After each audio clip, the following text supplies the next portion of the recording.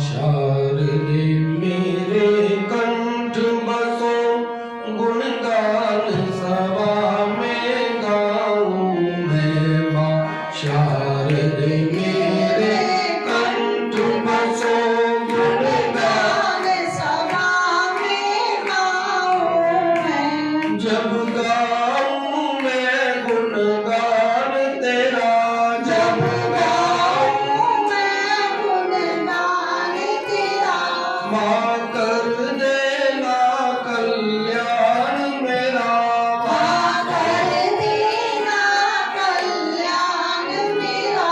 है पावन जग में नाम तेरा सारे जग को बतलाऊं मैं माँ शारदे मेरे कंठ बसो गुणगान सभा में गाऊं मैं।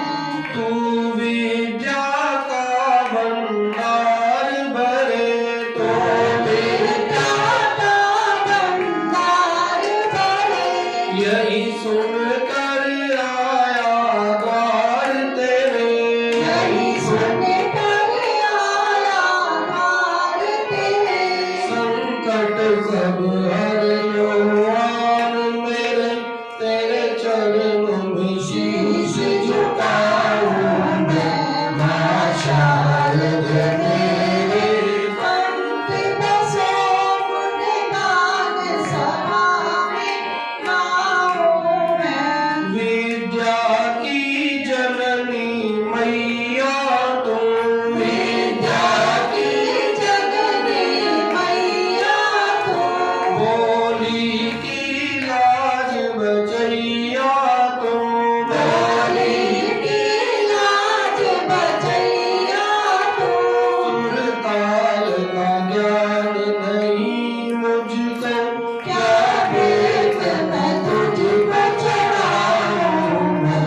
माँ शारदे मेरे कंठ बसो गुणगान सभा में गाऊं मैं।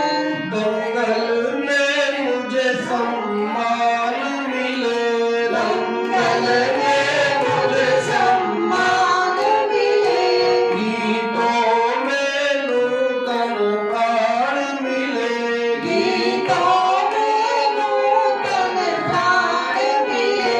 तेरा इशारा पाकर के भवसागर से तर जाऊं मैं। माँ शारदे मेरे कंठ बसो गुणगान सभा में गाऊं मैं। माँ शारदे मेरे कंठ बसो गुणगान सभा में गाऊं मैं। सो सरस्वती माता तेरी सदा बोलो कार्तिक मास महाधन की जय।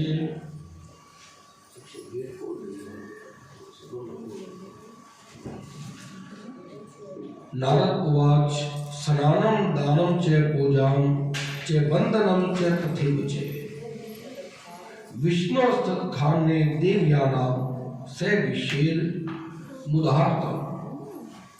नारद जी कहने लगे कि मैंने तुमसे श्री विष्णु और अन्य देवताओं के स्नान दान पूजा और वंदन के विषय में कहा है। पृथु कहने लगे महाराज आपके द्वारा कही गई विष्णु पूजा से संबंधित इतिहास सहित मैंने सभी वर्णन सुना। अब आप कृपा करके ये बताइए कि कार्तिक मास में अन्य किन देवताओं का व्रत किया जाता है, किस किस तिथि को किस किस देवता का उत्तम व्रत करना चाहिए। नारद जी कहने लगे कि कार्तिक मास में ब्रह्मा गणेश अहोई देवी और लक्ष्मी जी का व्रत फलदायक होता है। आश्विन शुक्ल पक्ष की पूर्णिमा को ब्रह्मा जी का व्रत, कृष्ण पक्ष की चतुर्थी को गणपति जी का व्रत करना चाहिए, सप्तमी और अष्टमी को अहोई देवी का व्रत करें और कार्तिक मास की अमावस को महालक्ष्मी जी का व्रत करना चाहिए। पृथु ने कहा, देव ऋषि, मैं आपसे कार्तिक मास के कृष्ण पक्ष की चतुर्थी के विषय के संबंध में पूछ रहा हूं। इस व्रत का नाम क्या है, विधि क्या है और इसका क्या महात्म है, कृपया करके मुझे विस्तार से बताएं। नारद जी कहने लगे, राजन, इच्छित कामनाओं को देने वाली अत्यंत पवित्र पाप नाशक और पुण्य वर्धनी कथा को तुम सुनो। पापों से मुक्ति पाने के लिए कृष्ण पक्ष की चतुर्थी घोर पाप नाशनी के रूप में प्रसिद्ध है। बोलो गणपति महाराज की जय।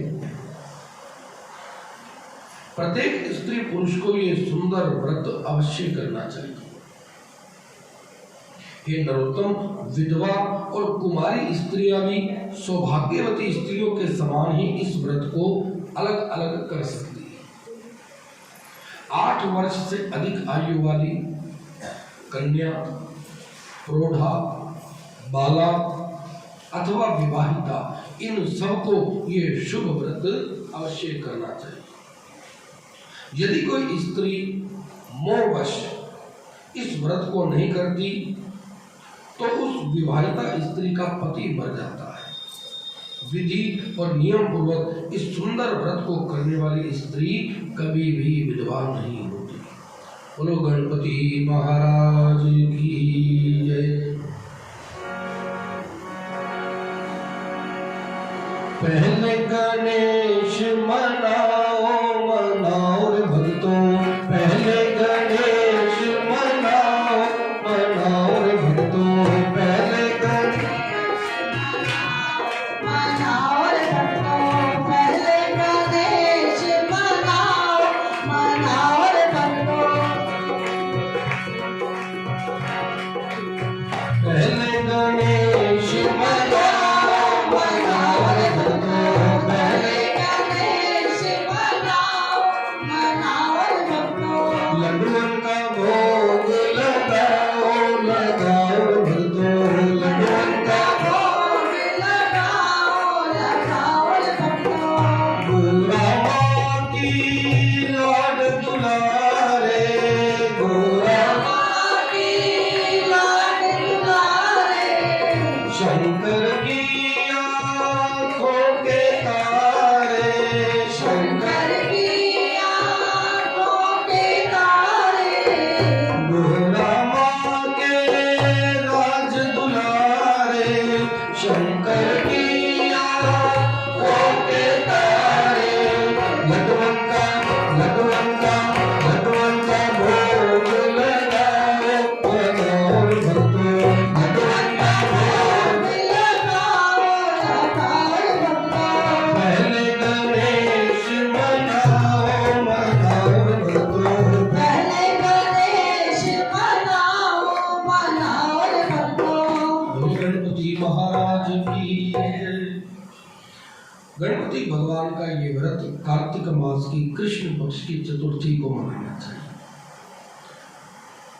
यदि कोई कुमारी कन्या इस व्रत को करती है तो उसे सुंदर पति प्राप्त होता है और वो उसके साथ सदा प्रसन्न बनी रहती है।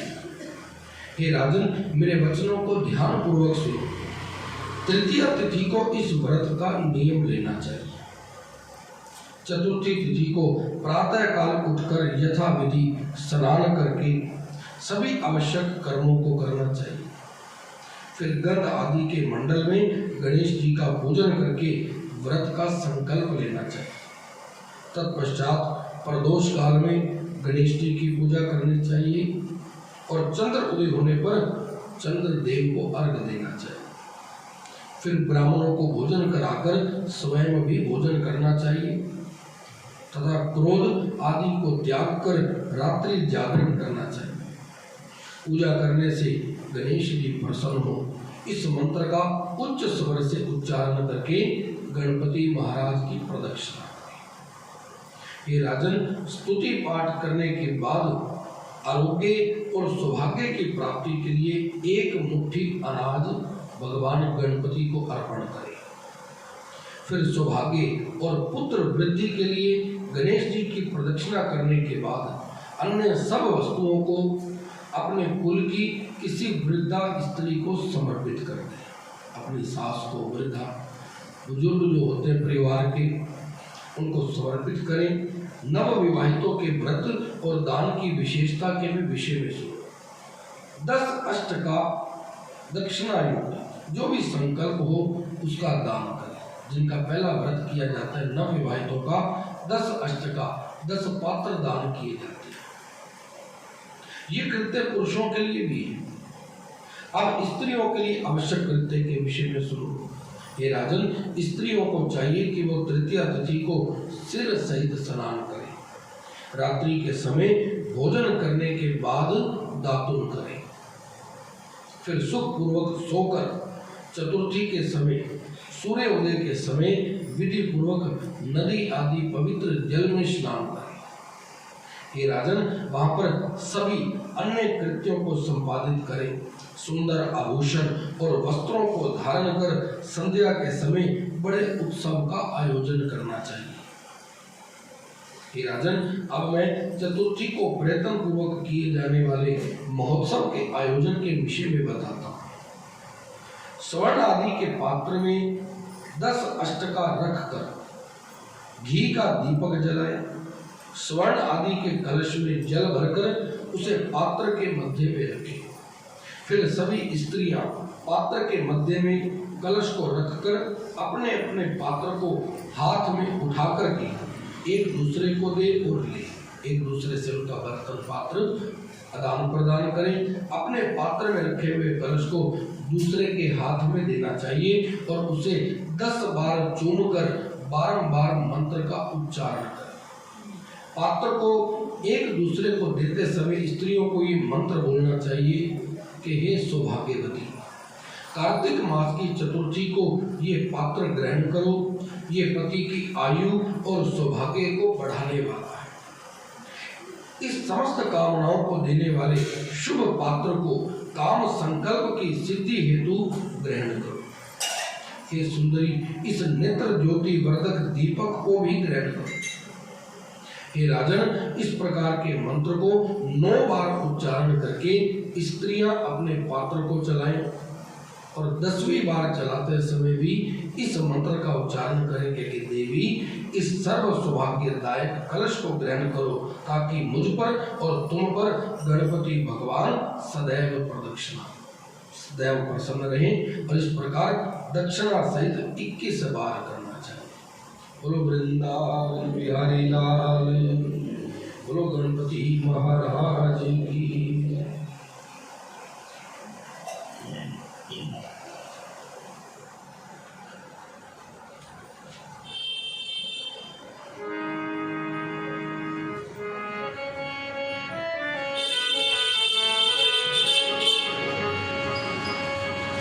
आओ मेरी सखियों, मुझे मेहंदी लगा दो, मेहंदी लगा के मुझे ऐसा सजा दो, मुझे श्याम सुंदर की दुल्हन बना दो, मुझे श्याम सुंदर की दुल्हन बना दो।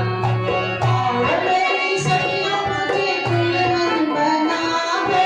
आओ मेरी सखियों, मुझे ऐसा सजा दो, मुझे श्याम सुंदर की दुल्हन बना दो, मुझे श्याम सुंदर की दुल्हन बना दो। सत्संग में मेरी बात चलाई, सत्संग में मेरी बात चलाई, सतगुरु ने मेरी कीनी सगाई, सतगुरु ने मेरी कीनी सगाई।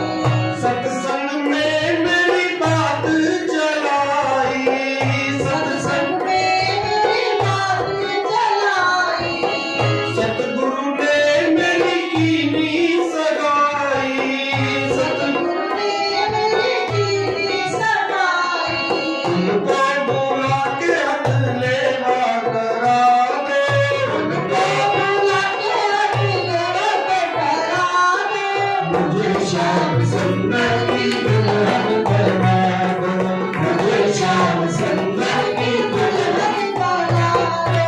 आओ मेरी सखियों, मुझे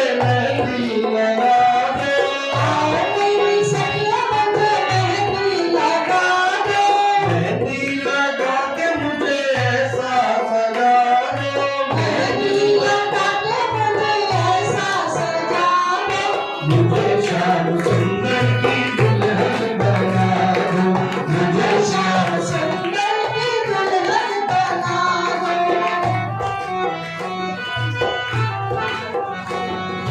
ऐसी बहन चूड़ी जो कबहू न टूटे, ऐसी बहन चूड़ी जो कबहू न टूटे, ऐसा वरु दूल्हा जो कबहू न रूठे, ऐसा वरु दूल्हा जो कबहू न टूटे, ऐसी बहन चूड़ी जो कबहू न टूटे, ऐसी बहन चूड़ी जो कबहू न टूटे, ऐसा वरु दूल्हा जो कबहू न रूठे, ऐसा वरु दूल्हा जो कबहू न टूटे।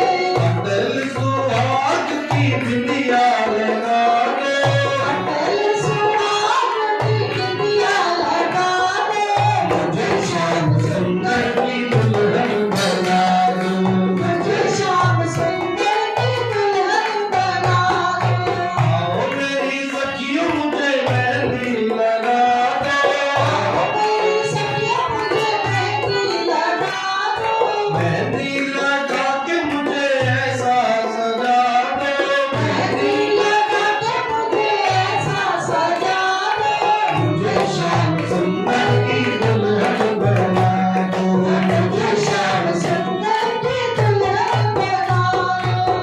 भक्ति का सुरमा मैं आँख में लगाऊंगी, भक्ति का सुरमा मैं आँख में लगाऊंगी, दुनिया से नाता तोड़ उनकी हो जाऊंगी, दुनिया से नाता तोड़ उनकी हो जाऊंगी। भक्ति का सुरमा मैं आँख में लगाऊंगी, भक्ति का सुरमा मैं आँख में लगाऊंगी, दुनिया से नाता तोड़ उनकी हो जाऊंगी, दुनिया से नाता तोड़ उनकी हो जाऊंगी। सतगुरु को बुला के मेरे फेरे करा दो, सतगुरु बुला के मेरे फेरे करा दो, मुझे श्याम सुंदर की दुल्हन बना दो, मुझे श्याम सुंदर की दुल्हन बना दो, आओ मेरी सखियों मुझे मेहंदी लगा दो, आओ मेरी सखियों मुझे मेहंदी लगा दो, मेहंदी लगा के मुझे ऐसा सजा दो, मेहंदी लगा के मुझे ऐसा सजा दो, मुझे श्याम सुंदर की दुल्हन बना दो, मुझे श्याम सुंदर की दुल्हन बना दो, मुझे श्याम सुंदर की दुल्हन बना दो, मुझे श्याम सुंदर की दुल्हन बना दो। गुरु वृंदावन बिहारी लाल की जय। पूर्व अनुसार सभी स्त्रियां अपने अपने कलशों को और पात्रों को भ्रमण करवाएं। हे राजन, भ्रमण के बाद प्रचुर दक्षिणा के साथ उन पात्रों को गुरु, ब्राह्मण या वृद्ध जनों को दे दें। तदुपरांत ब्राह्मण के द्वारा सभी स्त्रियां कथा श्रवण करें और पुरुष भी प्रदोष काल में कथा सुने और स्त्रियां चंद्रोदय के समय चंद्रमा को अर्घ दान दें। अर्घ और दान देने के बाद भोजन करें। हे राजन, इस विधि से जो स्त्रियां प्रति वर्ष व्रत रखती हैं उनका सौभाग्य स्थिर बना रहता है, और जो स्त्रियां मोह के अंदर आकर या अहंकार में भरकर इस व्रत को नहीं करती उनका चिरंजीवी पति भी शीघ्र नष्ट हो जाता। अतः स्त्री को ये व्रत कभी भी त्यागना नहीं चाहिए। इसके ना करने से दुख और इस व्रत के करने से सभी सुखों की प्राप्ति होती है। पृथु ने कहा कि जब सभी महीनों में गणेश जी का व्रत एक जैसा, गणेश जी का व्रत तो हर महीने के अंदर आता है, तब कार्तिक मास में स्त्रियों के लिए महत्वपूर्ण क्यों बन जाता है?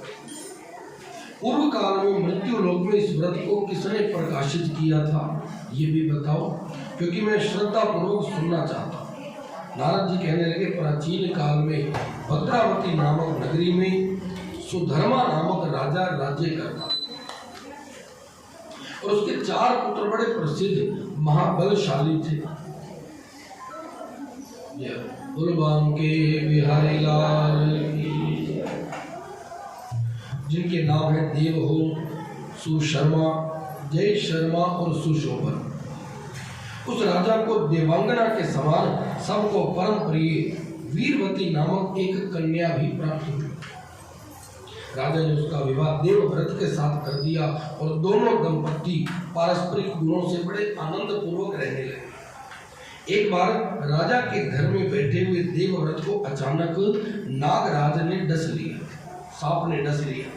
ये देखकर वीरवती बड़ी दुखी हुई, विलाप करने लगी, रोने लगी और उसके रुदन को सुनकर सारे भाई भी उसके निकट आकर बैठे।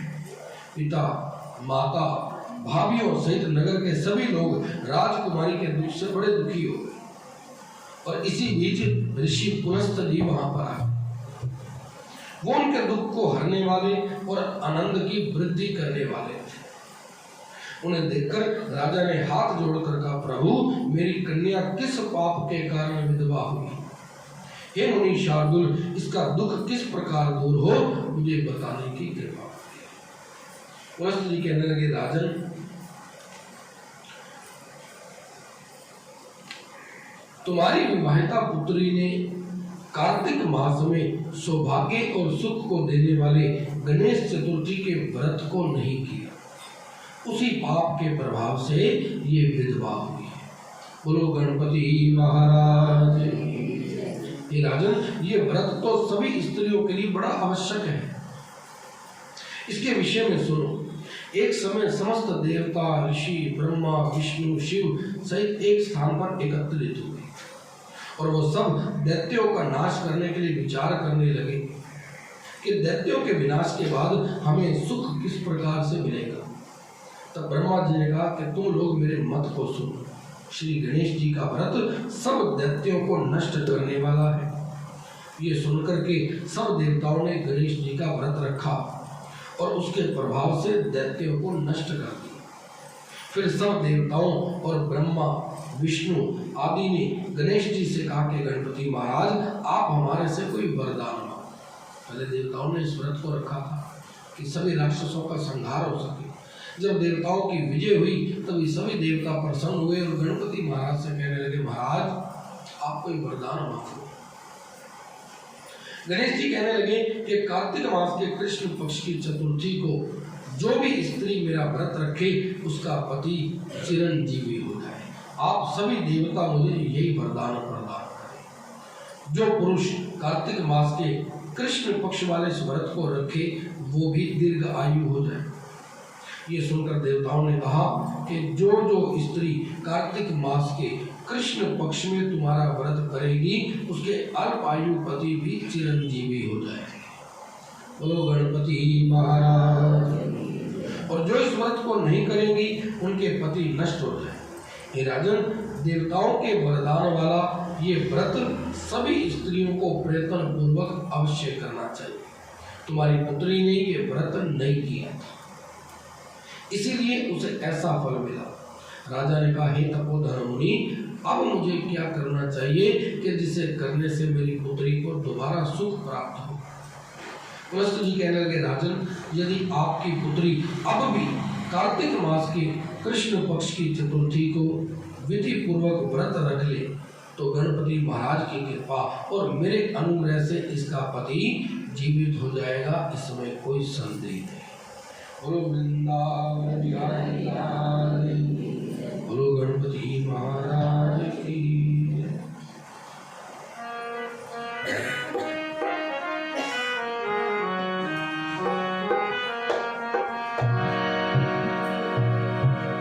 ओ सोन मुखड़े दा लैण दे नजारा,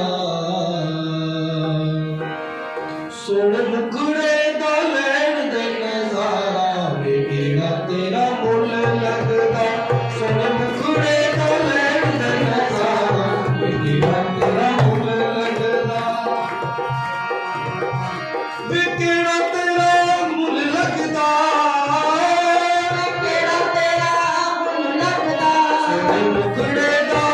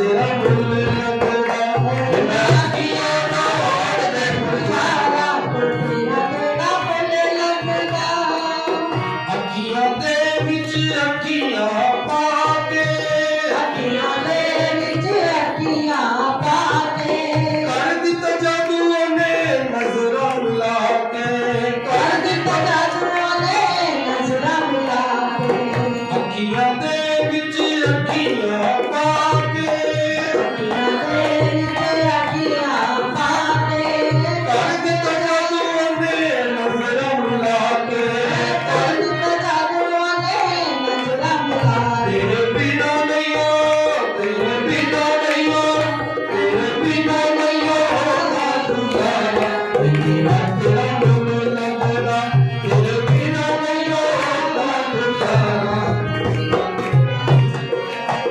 सड़क कुड़े का लैन नजारा तेरा तेरा मुल लगदा सोने नखरे दा लैन के नजारा तेरा मुल लगदा बिन तेरे मेरे नहीं हो सकदा बिन तेरे नहीं सकती दर्द जुदाई दा सह नहीं हो सकदा दर्द जुदाई दा सह नहीं हो सकती बिन तेरे मेरे नहीं हो सकदा बिन तेरे नहीं हो सकती दर्द जुदाई दा सह नहीं हो सकदा दर्द जुदाई दा सह नहीं हो सकती साडे दिल दी तू साडे दिल दी तू साडे दिल दी तू सुन ले पुकारा तेरा तेरा मुल लगदा साडे दिल दी तू सुन ले पुकारा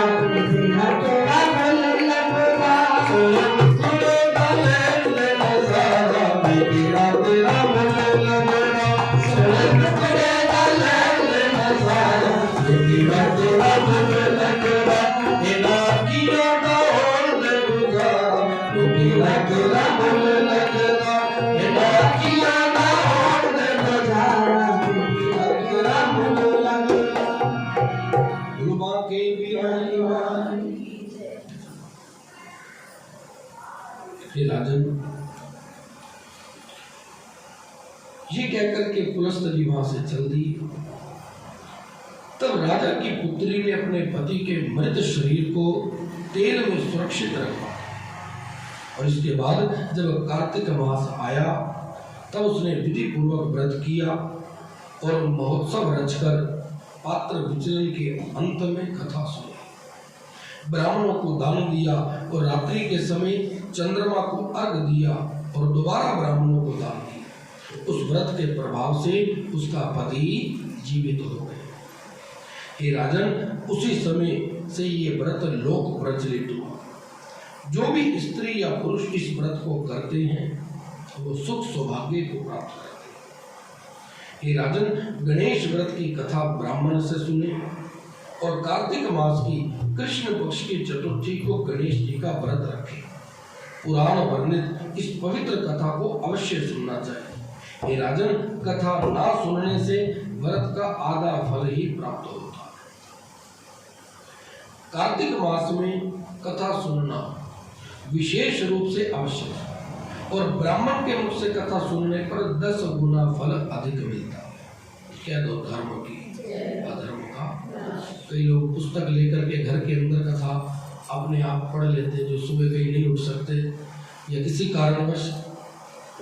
कोशिश यही रहनी चाहिए कि कार्तिक मास के अंदर सूर्य उदय से पूर्व उठ करके स्नान दान कर करके मंदिर के अंदर आकर ब्राह्मण के मुख से कथा सुननी चाहिए। उससे उसका पुण्य फल 10 गुना अधिक बढ़ जाता है। ब्राह्मण के मुख से कथा सुनने पर इसका 10 गुना फल मिलता है और इस कथा को पढ़ने और सुनने से शास्त्र गौदान करने का फल भी मिलता है। बोलो वृंदावन बिहारी लाल।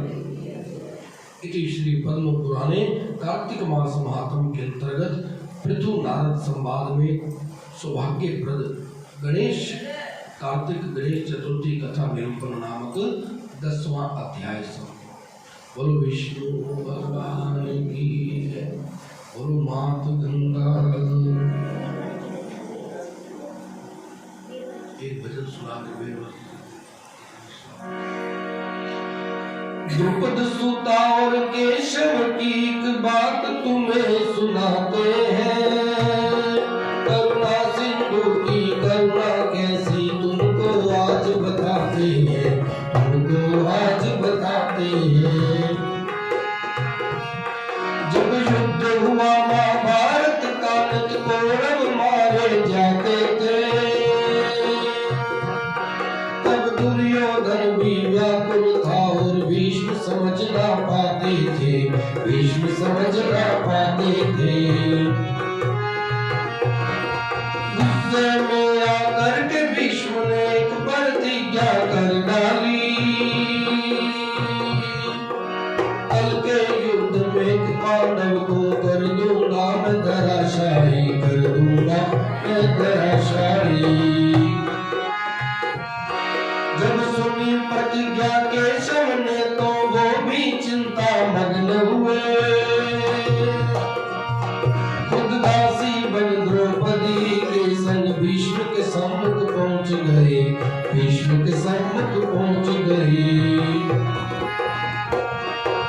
खुद तो बाहर खड़े रहे, भीतर भेजा पंचाली को। भीष्म के चरणों में तो अपना अपना शीश झुकाने को, अपना शीश झुकाने को। उस अर्धरात्र की बेला में बाबा भीष्म की लगी समाधि थी, तब चरणों में लीन हुआ। उस जगह न कोई उपाधि थी, जगह न कोई उपाधि थी। कहते जब भीष्म पितामह ने प्रतिज्ञा कर ली कि मैं एक पांडव को मारूंगा, और कहते जो भगवान के भक्त होते हैं तो फिर भक्तों की चिंता भगवान को करनी पड़ती है। भगवान को नींद नहीं आ रही पूरी रात, फिर कल के युद्ध के अंदर क्या होगा। और द्रौपदी को साथ लेकर बाबा विष्णु के कक्ष की तरफ बढ़ गए। द्रौपदी ने जा मस्तक रखा बाबा भीष्म के चरणों में, ये चरणों में है कौन पड़ा। बाबा भीष्म एकदम चौंके, बाबा भीष्म एकदम चौंके। देखा एक सधवा नारी है चरणों में शीश झुकाती है, जिसके तन की रंगीन साड़ी सधवापन को दर्शाती है, सधवापन को दर्शाती है। आशीर्वाद मुख से निकला सौभाग्यवती भव है बेटी, तेरे हाथों की मेहंदी का रंग कभी नहीं छूटे बेटी, कभी नहीं छूटे बेटी। आशीर्वाद मैं देता हूँ सिंदूर से मांगना खाली हो, वर देता हूँ मैं बेटी तुम वीर कुमारों वाली हो, वीर कुमारों वाली हो। इतना सुनकर द्रौपदी बोली बाबा ये क्या बतलाते हो, कल और आज कुछ और कहा। तुम सत्यवादी कहलाते हो, सत्यवादी कहलाते हो। मेरे पांचों पतियों में से यदि एक भी मारा जाएगा,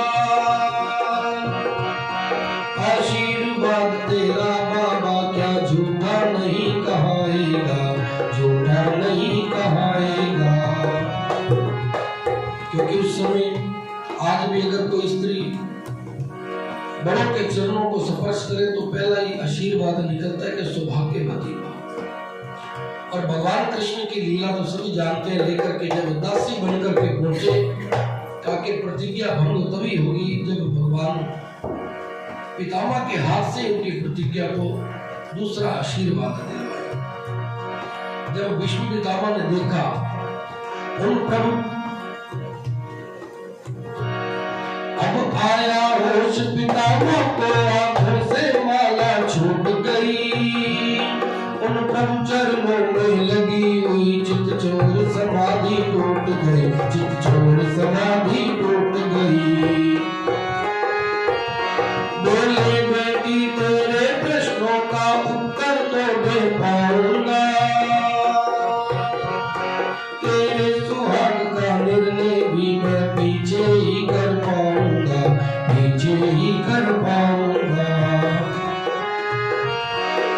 द्रुपद सुता मेरी बेटी मेरे कुल को पवित्र किया तुमने, रक्षा तेरी करता होगा ये विश्व रचाया है जिसने, विश्व रचाया है जिसने। वो पूरा होने को आया पर अब भी नहीं गई चोरी, नित नई नीतियां रचता है तुमसे चोरी, मुझसे चोरी, तुमसे चोरी, मुझसे चोरी। एक बात खटकती है मन में हैरान जिसने कर डाला, वो कहाँ छुपा है बता बेटी जो तुझे यहाँ लाने वाला, तुझे यहाँ लाने वाला। क्योंकि पितामह को पता है कि ये काम द्रौपदी इतनी भोली है वो नहीं कर सकती। बाहर जाकर देखा तो ड्योढ़ी का दृश्य निराला था, पीतांबर का घूंघट काढ़ेगा खड़ा बांसुरी वाला था, खड़ा बांसुरी वाला था। आकर चरणों से लिपट गए छलिया छलने को आया है, अपने भक्तों की रक्षा को दासी का रूप बनाया है, दासी का रूप बनाया है।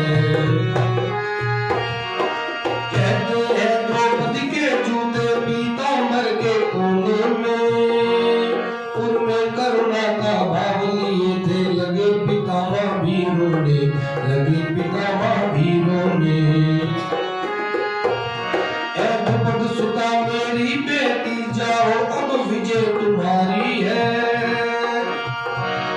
पतियों का बाल नगा का हो जब रक्षक कृष्ण मुरारी है, रक्षक कृष्ण मुरारी है। वृंदावन बिहारी लाल की जय।